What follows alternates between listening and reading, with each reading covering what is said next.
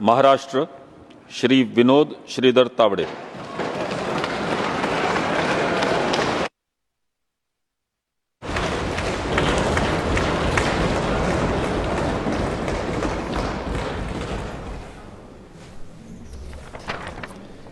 मी विनोद विजया श्रीधर तावडे राज्यसभेचा सदस्य म्हणून निवडून आलो असल्याने ईश्वर साक्ष शपथ घेतो की कायद्याद्वारे स्थापित झाले आहे अशा भारतीय संविधानाबद्दल मी खरी श्रद्धा व निष्ठा बाळगीन।